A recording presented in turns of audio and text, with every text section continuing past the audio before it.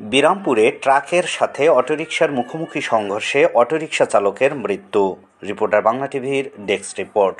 দিনাজপুরের বিরামপুরে ট্রাকের সাথে অটোরিকশার মুখোমুখি সংঘর্ষে হবিবর রহমান নামের এক অটোরিকশা চালকের মৃত্যু হয়েছে।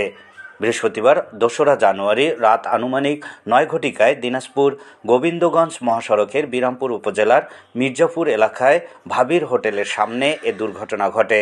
স্থানীয়রা রিপোর্টার বাংলা টিভিকে বলেন, দিনাজপুর হতে ঘোড়াঘাটগামী একটি ট্রাক বিরামপুর পৌরসভার মির্জাপুর এলাকায় ভাবির হোটেলের সামনে মির্জাপুর হতে বিরামপুরে আসার পথে অটোরিকশার সাথে মুখোমুখি সংঘর্ষের ঘটনা ঘটে। মুখোমুখি সংঘর্ষে অটোরিকশা চালক হবিবর রহমান বয়স ৪৫ এর ঘটনাস্থলেই মৃত্যু হয়।